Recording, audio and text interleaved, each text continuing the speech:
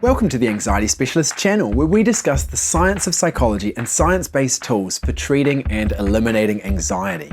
Today's focus is on agoraphobia, an anxiety disorder quite similar to claustrophobia, in that the cause is generally due to panic or a fear of fear. This is a condition where you begin to fear situations where escape might be difficult or help might not be available in the case of a panic attack. And if the condition becomes more severe, this looks like having trouble leaving your home due to the fear that doing so may cause you to panic. It's estimated that more than 1/3 of people with agoraphobia have trouble leaving their home and are unable to study or work as a result. Hence why agoraphobia's translation from Greek is fear of the marketplace, the general out and about where you buy what you need and work to earn money, which becomes so tricky with agoraphobia. Let's delve into the intricacies of this often debilitating condition. Agoraphobia is most noticeable by its effect on your activities, from fear of crowded places or open spaces causing you to avoid fields or concerts, to other situations perceived as inescapable, where you might avoid lecture theatres or work meetings. Approximately 1.3% of the global population grapples with agoraphobia, with about 1% struggling with it in any particular year. Women are more likely to develop the condition in adolescence, but men are about as likely to have it in adulthood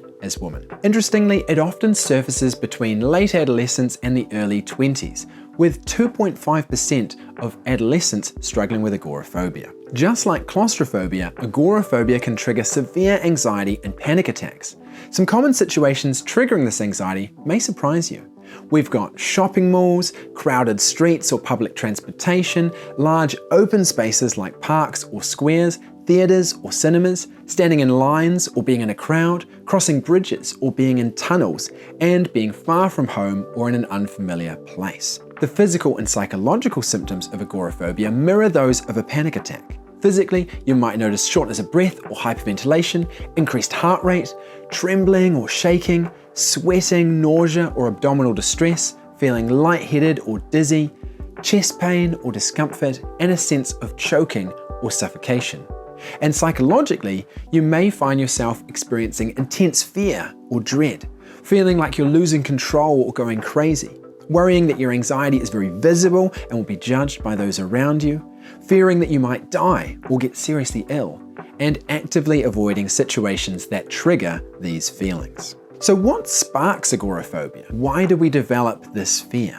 Agoraphobia typically runs off of the fear that we will panic if we go in a particular situation, which can become as expansive as anything outside of our house. This often starts with experiencing a panic attack and becoming understandably distressed by this intense and previously unknown surge of symptoms. This then becomes linked to the situation we were in, with the midbrain going, right, we felt the presence of extreme danger on the bus, so if we don't want to die, we shall avoid buses henceforth.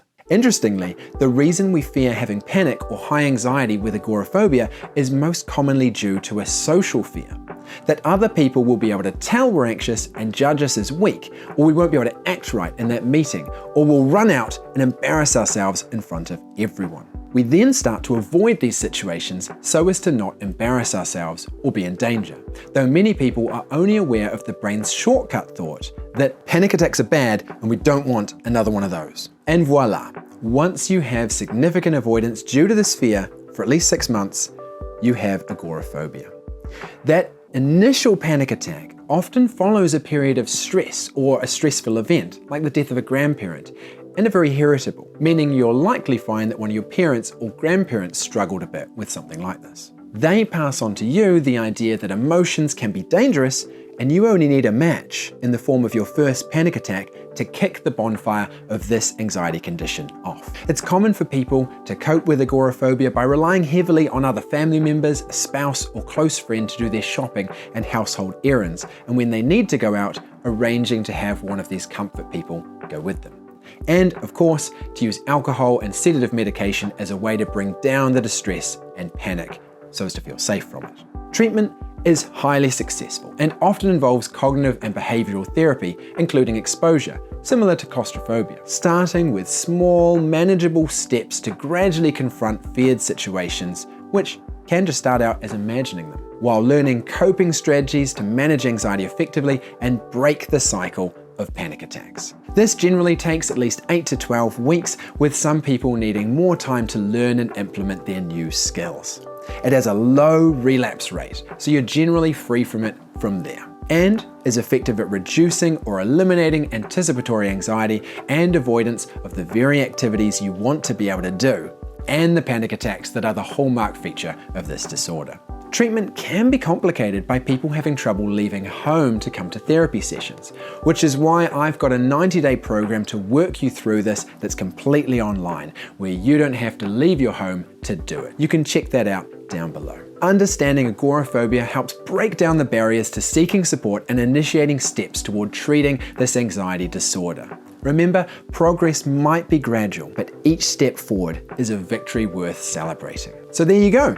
Like with claustrophobia, the real cause of agoraphobia is the fear that going into the particular situation, like going to work, will trigger a panic attack, and believing that we won't be able to cope with that level of anxiety. Let me know in the comments what you think, or if you can relate, your insights might resonate with others facing similar challenges.